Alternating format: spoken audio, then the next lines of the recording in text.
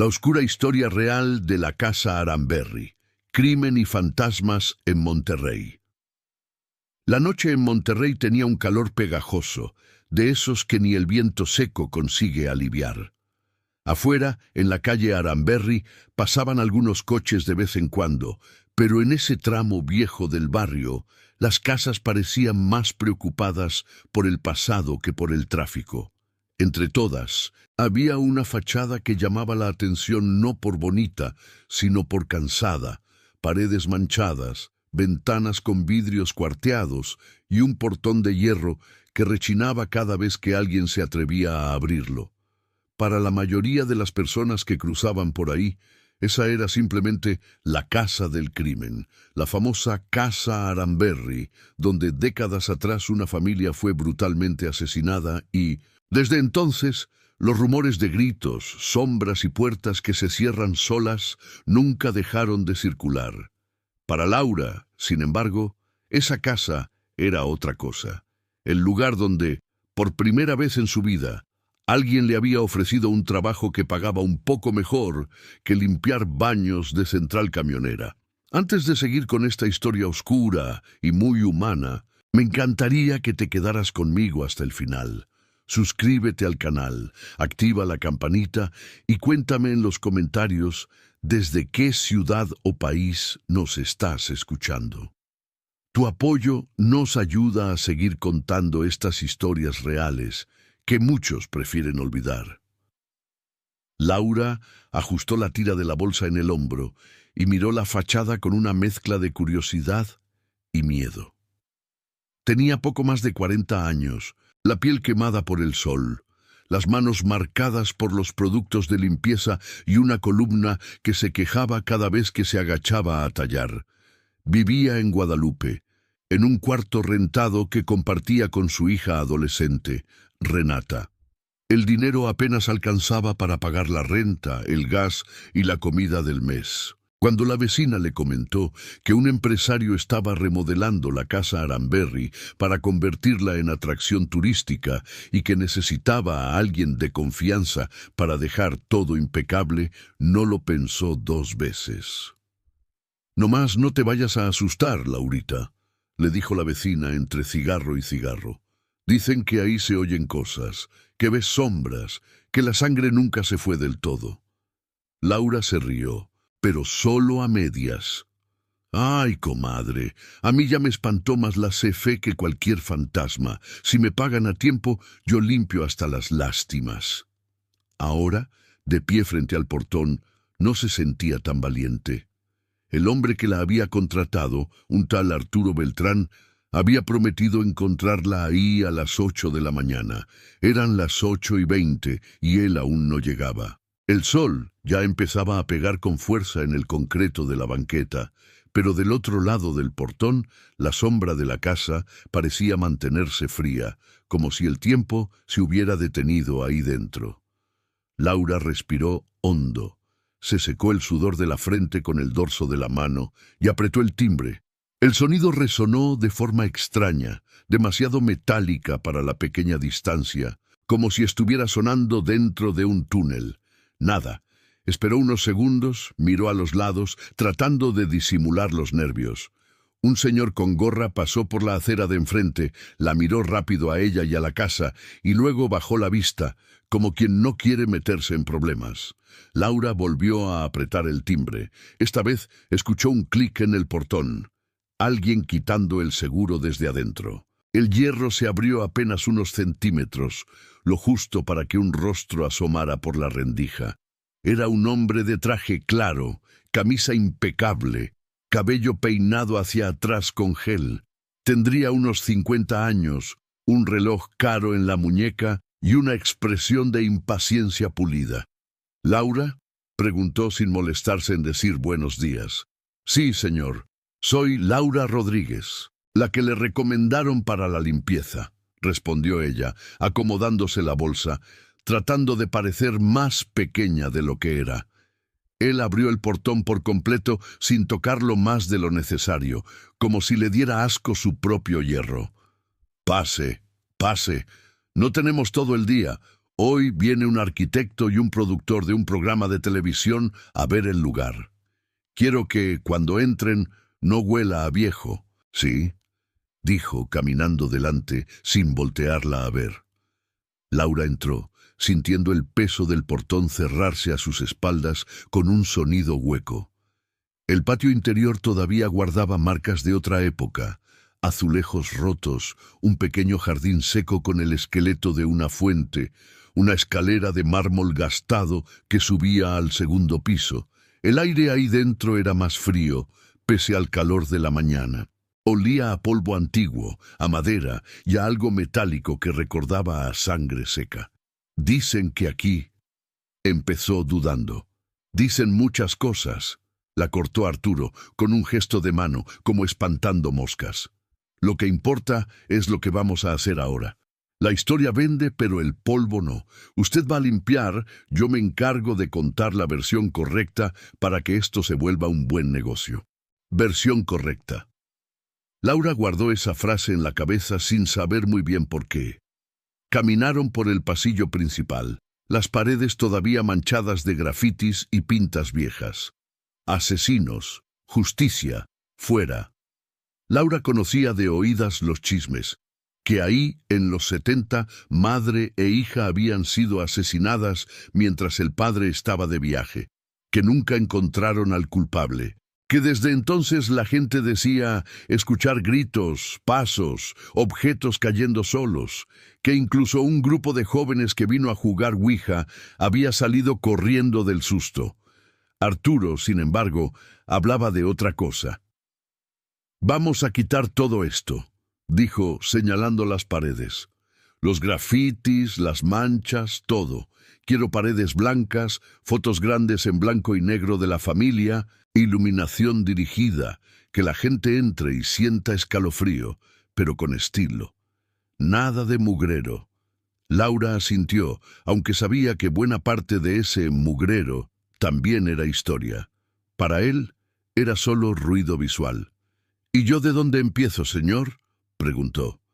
Él sacó del bolsillo un par de guantes desechables y se los entregó como si fuera un favor enorme. «Empiece por la planta baja. Baños, cocina vieja, este pasillo. Donde vea basura la saca, donde vea manchas las talla. Si encuentra algo interesante, me avisa, pero no se ponga sentimental, ¿sí? Esto es un proyecto, no una misa. No se ponga sentimental». No tenía idea de con quién hablaba.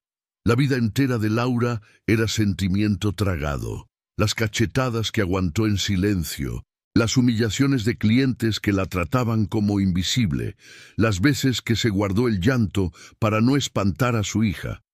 «Sí, señor», fue todo lo que dijo. Cuando él subió las escaleras para atender una llamada en la planta alta, Laura se quedó sola en el pasillo. El silencio de la casa no era vacío, parecía lleno de respiraciones anteriores. Escuchó un rechinido en la cocina, como si hubieran arrastrado una silla. Sintió un escalofrío en la espalda. «¡Ay, Jesús bendito!», murmuró, persignándose. Aún así, caminó hasta la cocina. El piso de mosaico estaba cubierto de polvo y pedazos de azulejo. Un armario antiguo, de madera pesada, ocupaba casi toda una pared. La puerta estaba entreabierta. Laura podía jurar que, segundos antes, estaba cerrada. Se acercó despacio, los guantes todavía en la mano, sin haberse atrevido a ponérselos. El olor ahí era distinto. Además del polvo, se notaba un leve tufo a gas viejo, quizá de alguna tubería que nadie cerró bien hace décadas. El armario parecía respirar. «Buenas», dijo sin pensar. «Soy Laura. Nomás vengo a limpiar. No me vayan a salir con sustos, ¿eh?». Su voz sonó ridícula en el espacio vacío, pero también era la misma forma en que siempre había enfrentado lo que la amenazaba, con firmeza humilde. Abrió la puerta del armario. Solo había repisas vacías y una gruesa capa de polvo. Nada se movió. Aún así, su corazón siguió acelerado. Se puso los guantes, respiró hondo y empezó a trabajar. Jaló una cubeta que Arturo había dejado en una esquina, mezcló agua con detergente barato y comenzó a tallar el piso. A cada movimiento se levantaba una nube de polvo que cruzaba el rayo de luz que entraba por la ventana alta. Laura sentía el sudor correrle por la espalda, mezclado con la sensación de estar tocando cosas que nadie tocaba desde hacía décadas. Mientras trabajaba, las historias que había escuchado sobre la casa le daban vueltas en la cabeza. Nombres, fechas, versiones distintas. En algunas, el padre era el culpable. En otras, un ladrón. En otras, un rito. En todas, las mujeres muertas casi siempre se reducían a madre e hija, sin nombre propio. Mientras tallaba una mancha oscura cerca de la esquina de la cocina, algo le molestó. La mancha parecía demasiado vieja, demasiado impregnada, como si nunca hubiera sido limpiada del todo.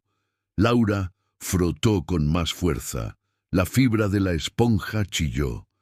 El olor metálico se intensificó por un momento. Una oleada de náusea la atravesó. Paró, apoyó la mano en la pared para no perder el equilibrio. De repente, un sonido cortó el silencio. Un sollozo, seco, corto, como el inicio de un llanto contenido. Laura giró la cabeza hacia la puerta de la cocina. Nadie. «Señor Arturo, ¿es usted?», llamó. Nada.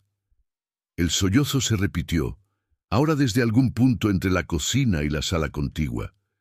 Sonaba como la respiración de alguien que intenta no llorar fuerte. A Laura se le erizaron los vellos de los brazos. «Mire», dijo con la voz temblándole un poco. «Yo respeto, Lo que pasó aquí, pues pasó. Yo nomás vengo a ganarme el pan. Si quieren que me vaya, díganmelo clarito, pero no me anden espantando en lo oscurito». El aire pareció hacerse más pesado, pero el sonido cesó. Volvieron a escucharse solo los autos lejanos y, de vez en cuando, una bocina.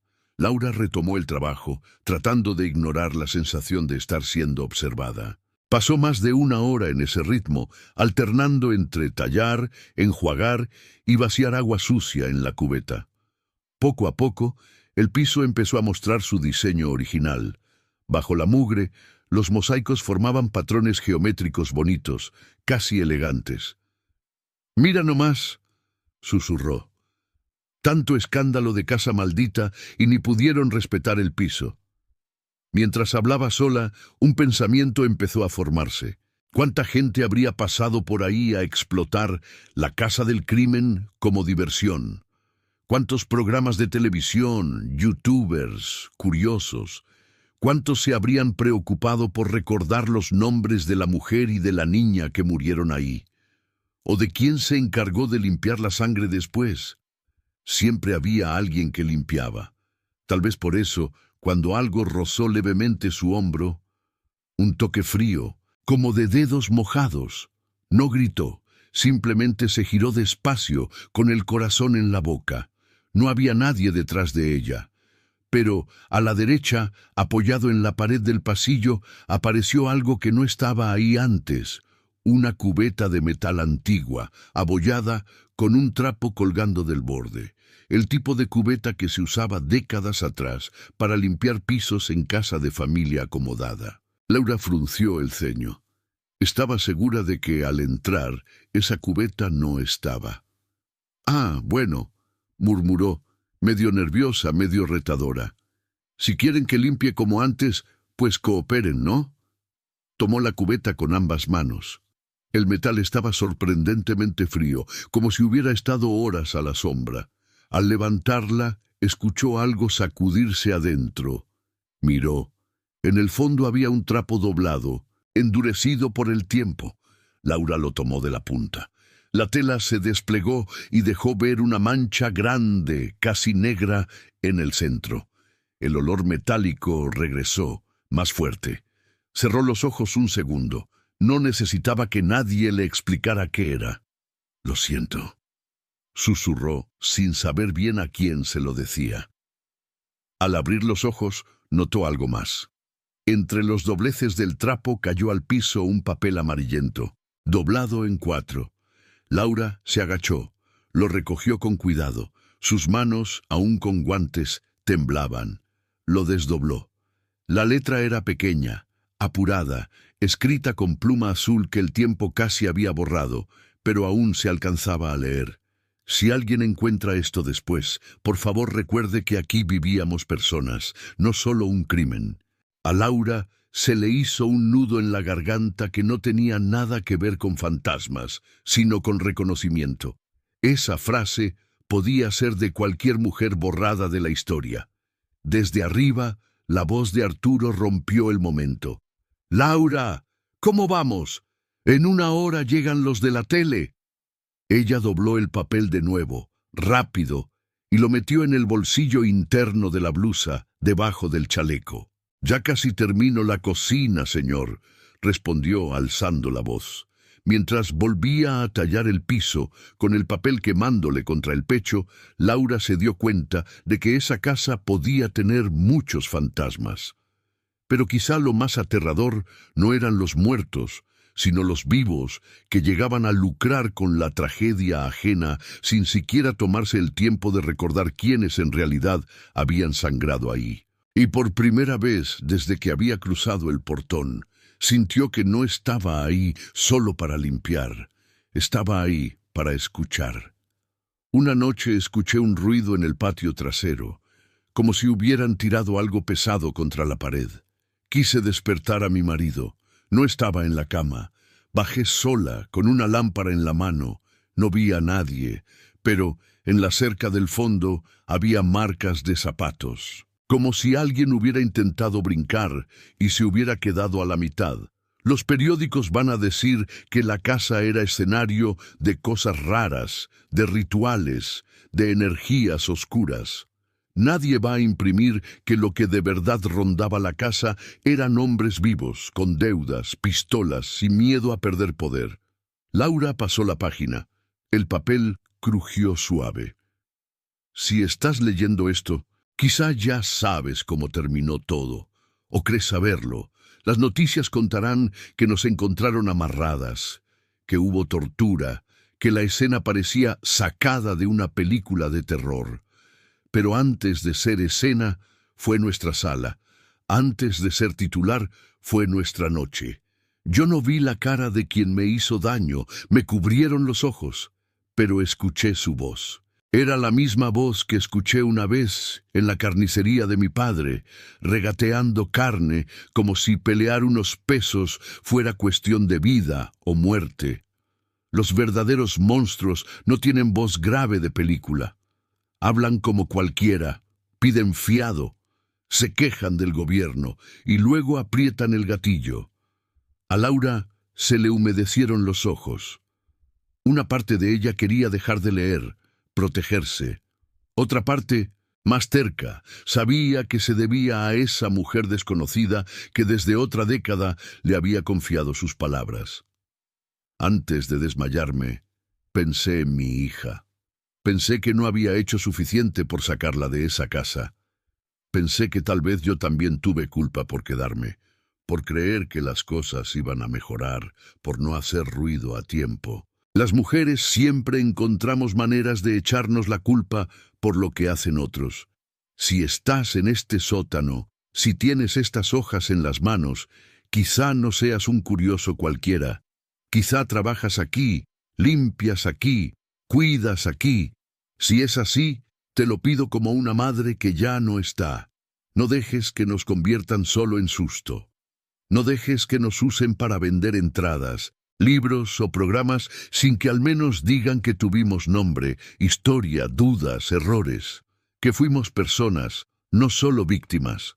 Laura sintió que algo en su pecho se abría, como una grieta larga que llevaba años queriendo hacerse visible. Pensó en Renata, em todas as vezes em que a filha a viu voltar cansada, em silêncio, depois de aguentar humilhação de patrão. Pensou que, se um dia algo acontecesse com ela, Quantos diriam aquela senhora que limpava sem mais nada? Se decides romper estas hojas, no te culpo. Vivir com la verdad en las manos pesa. Si decides guardarlas, cuídalas de los hombres como mi marido y como sus deudores, los que solo ven negocio donde hay dolor. Si decides contarlas, hazlo completo. No empieces por cómo nos encontraron, sino por cómo nadie nos escuchó cuando todavía respirábamos. Julia, la que para muchos será siempre la señora de Aranberry. Laura se quedó un buen rato sin moverse, con el papel en la mano y la linterna del celular alumbrando un punto fijo en el suelo. Sentía que el sótano entero contenía el aliento, esperando su reacción. Arriba, un aplauso irrompeu o silencio. «Excelente, Arturo», dijo la voz del presentador. Esa frase que dijiste de «las paredes aún guardan el eco del horror» está perfecta para cerrar el primer bloque. «Y espérate a ver el sótano», respondió Arturo riendo. «Ahí vamos a hacer una toma con humo y luz roja. La gente va a salir helada». Laura apretó los dientes, miró las carpetas, los recortes, las páginas de Julia. Sabía que, si subía y le mostraba aquello a Arturo, él iba a ver material, frases para o libro, para o programa, para merchandising. Now memoria. Guardó las hojas de Julia dentro de la carpeta más gruesa, las envolvió con un pedazo de plástico que encontró en la caja, y en lugar de sacarlas del sótano, las escondió detrás de una columna de concreto, en un hueco donde la pared se había reventado un poco. Colocó otras cajas delante, como quien arma una pequeña trincheira. No quería que desaparecieran, pero tampoco quería entregárselas al primero que viese con una cámara. Antes de subir, sacó el celular y tomó fotos rápidas de la primera página, de la frase «Mi nombre era Julia», y del «No somos leyenda», escrito en la pared. No sabía aún para qué le servirían, pero intuyó que esas imágenes eran su forma de cargar, aunque fuera un poco, con la verdad de esa casa. Apagó la linterna y empezó a subir las escaleras. Cada escalón la devolvía al ruido de arriba. Risas, instrucciones, pruebas de micrófono. «A ver, señorita maquillista, póngame un poco más de ojeras, que se vea que no duermo de pensar en este caso», bromeaba el presentador, haciendo reír al equipo. Cuando Laura salió del closet y volvió al cuarto, Arturo la vio y levantó una ceja. «¿Dónde se metió?», preguntó. «Ya casi empezamos a grabar y necesito que me deje esta parte presentable». «Estaba viendo unas cajas», respondió ella midiendo cada palabra. «Mucho polvo, mucha basura». «Si no hay nada que sirva, tírelo», dijo él, ya mirando hacia la cámara. «Aquí lo que importa es lo que contamos nosotros». Laura lo miró fijamente por un segundo. No dijo nada. Solo sintió el papel del bolsillo, el de la cocina, y el prendedor de mariposa presionando contra su pecho, como recordatorios físicos de que, por más que Arturo quisiera adueñarse de la historia, había cosas que no le pertenecían. Mientras se apartaba para dejar pasar al camarógrafo, una corriente fría le rozó el cuello. Podía haber sido una ventana mal cerrada, podía haber sido el aire acondicionado viejo que apenas funcionaba. Pero Laura prefirió pensar otra cosa. «No se preocupe, Julia», susurró sin mover los labios. «Yo sí te voy a llamar por tu nombre». Y por primera vez desde que llegó a la casa Aranberry, no se sintió solo una empleada de limpieza. Se sintió algo más parecido a una testigo incómoda, alguien a quien los fantasmas, los de verdad y los de papel, habían elegido para no dejar que todo se convirtiera en espectáculo. La grabación empezó con más ruido que susto. Cables por el piso, focos portátiles encendidos, un joven con audífonos colgando del cuello pidiendo silencio. El presentador practicando su tono grave frente a la cámara. Detrás de estas paredes se esconde una de las historias más macabras de Monterrey, ensayaba moviendo las manos. «No, espera, ponle más pausa», Detrás de estas paredes se esconde una de las historias más macabras. Laura se hizo a un lado del pasillo, escoba en mano, tratando de estorbar lo menos posible. Aún así, se sentía en medio de todo. Cada vez que alguien pasaba, tenía que pegarse a la pared. Nadie le pedía disculpas. Para ellos era parte del mobiliario. Arturo caminaba junto al director del programa señalando rincones. «Aquí quiero una toma cerrada de la puerta», decía. «Luego haces un paneo hacia arriba a la ventana del segundo piso y yo entro con la frase de los gritos que aún se escuchan en las noches». «Perfecto, perfecto», respondía el director. «Y abajo ponemos sonido de cadenas, de respiraciones. La gente no va a poder dormir». Laura apretó la escoba con fuerza. Se mordió la lengua para no decir en voz alta que lo que de verdad no la dejaba dormir a ella no eran los gritos inventados, sino las palabras de Julia, dobladas y escondidas en el sótano. El presentador, un hombre de sonrisa blanca y peinado perfecto, se acercó al centro del pasillo. La maquillista le dio un último retoque. El chico de sonido ajustó el micrófono en su camisa. «Listo, grabamos toma 1», dijo el director. «Silencio, por favor. 3, 2». La luz roja de la cámara se encendió. «Detrás de estas paredes», empezó el presentador con voz dramática, «se esconde una historia de sangre, locura y misterio. La casa Aramberri, en el corazón de Monterrey, fue escenario de uno de los crímenes más brutales de los años 70. Madre e hija asesinadas de manera tan salvaje que incluso hoy muchos aseguran que sus almas siguen atrapadas aquí, sedientas de justicia y de venganza». Hizo una pausa calculada. Sus ojos se clavaron en la lente. «Dicen que, si uno escucha con atención», continuó, «todavía puede oír el llanto de la mujer, la risa nerviosa de la niña y los pasos del asesino subiendo las escaleras para acabar con ellas». «¡Corte!», gritó el director. «Excelente. Una más, con un poco más de énfasis al final». Laura tragó saliva. Ningún «dicen» de esos mencionaba a Julia por su nombre, ni su miedo concreto, ni los hombres del coche, ni las deudas. Todo se reducía a locura y misterio, algo bonito para vender. Mientras preparaban la siguiente toma, Arturo se acercó a la cocina, donde Laura estaba recogiendo los últimos trapos. «Oiga, Laura», dijo en voz baja, como si quisiera sonar cercano. «¿Qué le parece todo esto, eh? No cualquiera tiene la oportunidad de ver cómo se hace televisión». Ella se encogió de hombros. «Pues se ve que saben trabajar, señor». «Claro que sabemos», sonrió él. «Pero también hay que saber qué contar. La gente no quiere datos fríos, quiere sentir miedo. Por ejemplo, yo tenía por ahí unos papeles viejos, pero eran muy técnicos, muy aburridos. Nadie quiere ver eso. Quieren oír de fantasmas, no de problemas de deudas o cosas así. Eso no vende». A Laura se le heló la nuca. Arturo estaba hablando, sin saberlo, exactamente de lo que ella había leído en el sótano. «¿Papeles?», preguntó, fingiendo curiosidad distraída. «¿Como de la familia?». «Nada importante», dijo él, restándole valor con un gesto.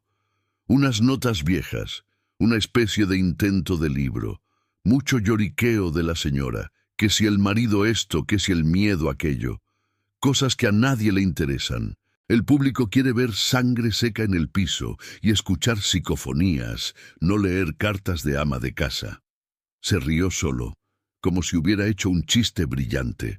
Laura sintió que algo le subía desde el estómago hasta la garganta, una mezcla de rabia y asco. «Pero eran sus palabras, ¿no?», se atrevió a decir. «De la señora». Arturo la miró como si no hubiera entendido. «¿De quién?».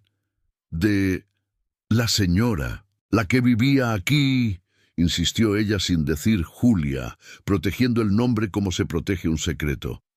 «Ah, sí, sí, de la señora, pero eso no importa. En la tele solo tenemos unos minutos. Hay que ir al grano. crimen, sangre, misterio. Lo demás estorba, respondió Arturo impaciente. Usted concéntrese en dejar todo limpio. Lo demás es cosa nuestra. Se alejó, atendiendo otro llamado. Laura se quedó con el trapo en la mano, inmóvil. Había algo profundamente insultante en esa frase. Lo demás estorba. Era lo mismo que le habían hecho a Julia al borrarle el nombre, y lo mismo que hacían con ella cuando la llamaban la señora que limpia. Como si todo lo que ellas sentían, pensaban, escribían, fuera basura alrededor del verdadero espectáculo. De repente, uno de los focos que habían instalado en el pasillo parpadeó 2 veces y se apagó por completo. El pasillo se quedó a medias, con una parte muy iluminada y otra en penumbra. «¿Qué pasó con esa luz?», protestó el director. «No sé, jefe», respondió un técnico. «Estaba bien hace un momento. Déjeme checar». El técnico se subió a una escalerita. Revisó el cable, el contacto, la lámpara. Todo parecía en orden. «Raro», murmuró. «Se fundió, pero es nueva». El director chasqueó la lengua. «Bueno, muévanla, usamos otra. Rápido, que se nos va la mañana». Laura se obligó a seguir limpiando, pero dentro de ella algo se había encendido. Al revés que la lámpara, una necesidad casi física de no dejar que ese «lo demás estorba» se comiera la verdad entera. Cuando terminaron las tomas del pasillo, el equipo se movió hacia la escalera principal. «Aquí quiero que subas despacio», le dijo el director al presentador, «como si sintieras algo detrás de ti. Luego te giras y dices eso de «no estamos solos». ¿Te parece? «Perfecto», respondió él, acomodándose la camisa. Laura se colocó en la base de la escalera, fingiendo que pasaba el trapeador, pero en realidad quería ver qué hacía la casa cuando alguien se lucía sobre sus gradas. 3, 2, acción, marcó el director. El presentador subió los primeros escalones, exagerando un poco la respiración. «Dicen que quien sube estas escaleras por la noche», susurró, «siente una presencia detrás, como si alguien que no puede irse todavía siguiera subiendo y bajando, atrapado en un bucle eterno de dolor». Laura rodó los ojos, solo para sí misma. «Bucle eterno de dolor», le sonaba a frase ensayada 1000 veces frente al espejo. En el tercer escalón, algo crujió de forma distinta. El presentador hizo un gesto perfecto de susto, llevándose la mano al pecho. «Uf», rió rompiendo el personaje. «Casi me caigo». «Corte», dijo el director. «No importa, quedó bien. Lo usamos». Se vio auténtico. El presentador volvió a su marca listo para repetir. Laura, en cambio, se fijó en el tercer escalón. No había nada raro a simple vista, pero al apoyar el pie, sintió que la madera cedía un poco más que en los demás. «Si hay alguien ahí, no me empujen», había dicho ella misma en el sótano. Una idea descabellada se le cruzó por la cabeza. Que la casa, de alguna forma, estaba irritada con el espectáculo, que esa luz fundida, ese escalón flojo, no eran solo casualidades técnicas. Era fácil pensar así después de horas, entre historias de fantasmas. Pero había algo más concreto que cualquier espectro. Los muertos no tienen cómo reclamar, así que a veces la única forma de hablar es hacer que todo rechine. Cuando por fin terminaron las tomas de la planta baja, el equipo se tomó un descanso. Unos se fueron al patio a fumar, otros se sentaron en las escaleras a revisar el material en una laptop. Laura aprovechó para mandar un mensaje rápido a Renata. «Mija, hoy me tocó limpiar una casa de esas de la tele. Luego te cuento. Si se me cae el celular es porque un fantasma me lo arrebató. Te quiero». Vio los 2 taches grises y sonrió un poco. Imaginó la cara de su hija cuando escuchara todo. Renata era de ver vídeos de casos, de leyendas urbanas, de historias reales de terror. Tal vez, Por primera vez podría contar una de esas historias desde dentro, no solo como narración de Internet. Mientras guardaba el teléfono, escuchó que el presentador decía algo que le heló la sangre. «Oye, Arturo, ¿y si decimos que la señora estaba metida en algo raro? No sé, brujería, sectas, lo que sea. Eso siempre sube el rating. No más hay que sugerirlo. Que si velas, que si rituales, que si no era tan inocente como parecía». Arturo se rió. «Me gusta. Podemos decir que había rumores de que no era una simple ama de casa. De todos modos, nadie lo va a desmentir. Los que podrían ya están muertos». El director asintió, encantado.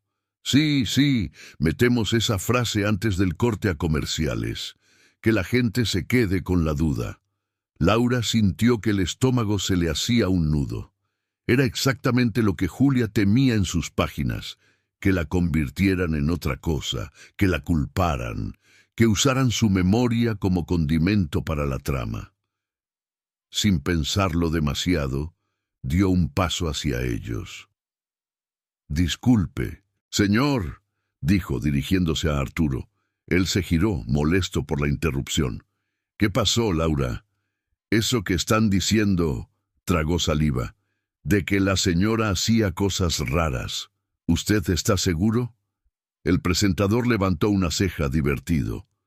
«Ah, caray, tenemos público crítico», bromeó. Arturo resopló. «No se preocupe, Laura. Es televisión. No estamos diciendo que fue bruja de verdad. Solo dejamos la posibilidad. A la gente le encanta juzgar. Además, nadie sabe qué hacía esta señora cuando el marido no estaba. ¿Quién quita y también era culpable? Uno nunca sabe». Laura sintió que las palabras de Julia le ardían en ese bolsillo imaginario de la memoria. Las mujeres siempre encontramos maneras de echarnos la culpa por lo que hacen otros. «Yo creo que sí se sabe», respondió ella con calma tensa. «Se sabe lo que escriben, y ustedes escriben lo que quieren». Hubo un breve silencio incómodo. El director hizo un gesto de «no tenemos tiempo para esto». «Mire, señora», intervino el presentador todavía con la sonrisa ensayada, «no se lo tome personal. Esto es entretenimiento. No hacemos daño a nadie. Si empezamos a dar todos los detalles tristes, la gente le cambia de canal. Es mejor dejar que imaginen». Laura sostuvo su mirada. «El problema es que luego imaginan que todas las mujeres como ella son culpables de algo», dijo. «Y eso sí hace daño». Arturo cortó la conversación con una palmada. «Ya, ya, cada quien a lo suyo. Laura, por favor, termine de limpiar el segundo piso antes de que subamos a grabar allá. No queremos que salga un trapeador en la toma, ¿sí?» Se dieron la vuelta, dándole la espalda, y siguieron hablando de luces, de música, de remates dramáticos. Laura se quedó ahí unos segundos, con las manos temblando de rabia contenida. Luego respiró hondo y subió las escaleras, esta vez sintiendo cada peldaño como una palabra que subía con ella. «No somos leyenda. Mi nombre era Julia. Personas, no solo un crimen». Mientras pasaba el trapo por el piso del segundo piso, una idea empezó a tomar forma. No sabía aún cómo, ni con qué recursos, pero tenía claro que no podía dejar la historia en manos de Arturo y de ese presentador. Habría otra forma de contarla. Tal vez, pensó, en un vídeo de esos que Renata vivía viendo, tal vez en un relato grabado en su celular, compartido con gente que también estaba cansada de ver mujeres reducidas a susto. La casa pareció responder a ese pensamiento con un pequeño crujido en la ventana. El vidrio vibró, aunque no soplaba viento, y por un segundo Laura tuvo la sensación de que alguien, en algún punto entre las paredes y el pasado, acababa de decir que sí. Cuando el equipo subió al segundo piso, Laura ya había dejado el pasillo lo suficientemente limpio como para que nadie la culpara si algo salía en cuadro. Se hizo a un lado, apoyando la espalda en la pared, con el trapeador cerca por si alguien le pedía un último retoque. «Vamos a grabar aquí, frente a esa puerta», indicó el director. «Quiero que parezca que detrás hay algo peligroso». La puerta señalada daba a uno de los cuartos donde Laura había encontrado la cómoda y el prendedor de mariposa. El presentador se colocó frente a ella, a medio metro de distancia, con la cámara enfocándolo de cintura para arriba. «Cuando yo te haga seña», dijo el director, «pones la mano en la chapa, cierras los ojos un segundo y dices lo de «no todos los monstruos se fueron de esta casa». Luego corte». «Entendido», respondió el presentador, ajustándose el saco. Laura casi se rió al escuchar la frase. No todos los monstruos se fueron de esta casa. Tenía ganas de señalar hacia abajo, hacia el sótano, y decir, algunos siguen escribiendo guiones. 3, 2, acción. El presentador respiró hondo, miró a cámara. «En esta puerta», susurró, «se dice que aún se escuchan susurros, pasos pequeños y el golpe seco de un cuerpo cayendo al suelo. No todos los monstruos se fueron de esta casa. Algunos, quizá, siguen aquí, esperando que alguien vuelva a abrir». Extendió la mano hacia la chapa, listo para hacer el gesto dramático. Justo cuando sus dedos la rozaron, la puerta se abrió sola con un golpe seco, como si alguien del otro lado la hubiera jalado hacia adentro. El presentador pegó un salto y soltó un grito ahogado que no parecía actuado. La cámara tembló. La maquillista chilló en el fondo. El director tardó un segundo en reaccionar. «¡Corte!», gritó al fin. «¿Quién abrió esa puerta? Les dije que nadie se metiera en cuadro». Todos miraron alrededor. Nadie estaba detrás de la puerta. El cuarto estaba vacío. Laura, que conocía bien esa habitación, sabía que no había corrientes de aire fuertes ahí, y mucho menos alguien escondido. «Yo no fui, jefe», dijo el técnico de luces. «Estábamos todos aquí». «Seguro la chapa está floja», intentó justificar el director. «Bueno, no importa, se vio espectacular, esa toma se queda. Luego le metemos un efecto de sonido y listo». El presentador respiró hondo, tratando de recuperar la compostura. «Me van a matar con estos sustos, bromeó. «Pero va a quedar buenísimo». Laura no dijo nada, pero dentro de sí, una parte que ya no tenía tantas dudas pensó, eso no fue solo una chapa floja. La tarde avanzó entre tomas, repeticiones y bromas del equipo. Para cuando guardaron el último foco, el sol empezaba a bajar, pintando de naranja las paredes manchadas de la casa. «Bueno, Laura», dijo Arturo, revisando algo en su celular. «Por hoy es todo.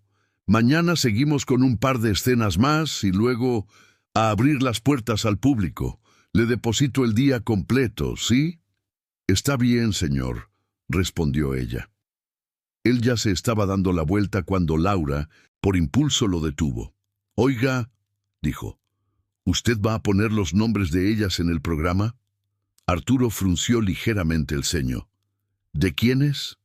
«De la señora y de la niña», respondió firme. «No nada más, madre e hija». El empresario dudó un segundo. No estaba acostumbrado a que la gente del uniforme verde le hiciera ese tipo de preguntas. «Si los tenemos completos, tal vez», dijo al fin. «Pero tampoco es indispensable. El público no se fija tanto en eso». «Pues debería», soltó Laura antes de poder frenarse. «Porque si no, se quedan nomás con el miedo y se les olvida que eran personas». Arturo hizo una mueca, entre fastidio e incomodidad. «Mire, Laura, yo entiendo que usted es sensible y todo eso, pero no se complique. Usted hizo bien su trabajo». «Gracias, mañana nos vemos». Y se fue, sin darle tiempo de responder. El equipo salió poco a poco, cargando maletas, tripiés, cajas. El portón chirrió al cerrarse detrás del último de ellos. La casa quedó otra vez en silencio, salvo por los ruidos lejanos de la ciudad. Laura se encontró sola en el pasillo de la planta baja con el balde y la escoba. Podía irse ya. Nadie le iba a exigir que se quedara un minuto más. Pero sus pies no se movieron hacia la salida, sino hacia la escalera que llevaba al sótano escondido. Volvió al closet, abrió la puerta estrecha, encendió la linterna del celular y bajó, esta vez con menos miedo y más decisión. El aire seguía frío, pero ahora le resultaba casi familiar. Llegó a la caja que había movido antes, apartó las otras, se asomó al hueco donde había escondido las páginas de Julia. Ahí seguían, envueltas en plástico, protegidas por el concreto y por su propio cuidado. «No te las voy a dejar a ellos», murmuró, «pero tampoco te voy a dejar aquí olvidada». Sacó el paquete y lo puso sobre sus piernas, sentándose otra vez en el suelo. Esta vez, en lugar de leer, sacó el celular, abrió la aplicación de notas de voz y, después de dudar unos segundos, empezó a grabar. «Mi nombre es Laura Rodríguez», dijo con la voz baja pero firme. «Trabajo limpiando en la casa Aramberry, en Monterrey. Hoy encontré unos papeles en el sótano. Son de la señora que vivía aquí, de la que todos llaman la señora del crimen, o la de la casa embrujada. Pero ella se llamaba Julia. Y quiero que, si alguien escucha esto, sepa que no fue solo un caso para la tele. Se detuvo, el corazón le latía rápido, pero no paró la grabación. Voy a leer lo que ella escribió», continuó, «no para asustar, sino para que sepan quién era, porque ya hay muchos allá afuera contando su historia a medias. Yo quiero contarla completa». Abrió el paquete, sacó la primera página, acercó la hoja al teléfono y empezó a leer. Despacio, con el mismo respeto con el que había lavado el piso manchado de la cocina. Mientras su voz llenaba el sótano, la casa parecía escuchar. No hubo golpes repentinos ni puertas que se cerraran de golpe. Solo un silencio espeso, pero distinto al de la mañana. Menos hostil, más atento. Cuando terminó de leer la primera hoja, detuvo la grabación, respiró hondo y miró la pantalla. El archivo de audio guardado llevaba por título automático Nota de voz 1. Sonrió.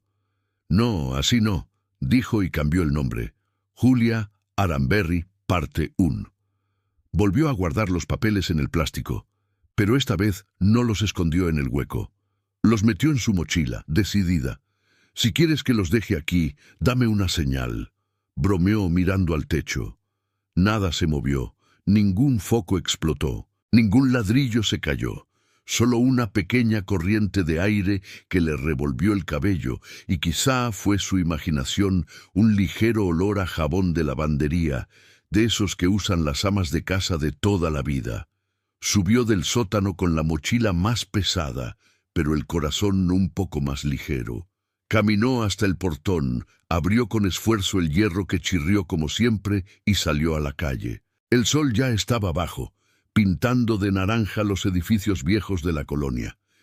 En la parada del camión, mientras esperaba, abrió el chat con Renata. «Mañana te enseño algo importante», escribió. «Es una historia real, pero no como las que ves en la tele». La hija contestó casi al instante. «¿De miedo?». Laura sonrió. «De miedo y de coraje», respondió, «y de mujeres que no son leyenda». Guardó el celular. El camión llegó medio vacío. Se subió, pagó el pasaje, se sentó junto a la ventana. Mientras la ciudad pasaba en fragmentos, tiendas, semáforos, vendedores ambulantes, pensó en lo que venía. Sabía que no iba a ser fácil, que nadie le iba a dar un programa de televisión para contar la versión de Julia, que quizás nadie le creyera si decía que la casa misma se había incomodado con las mentiras, pero también sabía que con un simple celular podía grabar, subir, compartir, que su voz, la de una trabajadora de limpieza, tenía tanto derecho de narrar como la de cualquier presentador de traje. Al fondo de la calle, la silueta de la casa Aramberry se fue quedando atrás, recortada contra el cielo que se oscurecía. Laura la miró por última vez ese día y sin decirlo en voz alta hizo una promesa sencilla. No iba a dejar que todo se quedara en locura y misterio. Iba a decir los nombres, iba a leer las cartas, iba a contar que antes del crimen hubo vida, hubo miedo, hubo amor y decisiones difíciles. Y quizá algún día, cuando alguien buscara Casa Aranberri en Internet, entre tantos vídeos de sustos y titulares sensacionalistas, también aparecería la voz de una mujer llamada Laura leyendo las palabras de otra mujer llamada Julia. No era justicia, no era suficiente, pero era un comienzo. Y esa noche, mientras el autobús se alejaba y el viento caliente de Monterrey entraba por la ventana agrietada, Laura tuvo la nítida sensación de que allá atrás, entre esas paredes cansadas, alguien por fin podía descansar un poco mejor.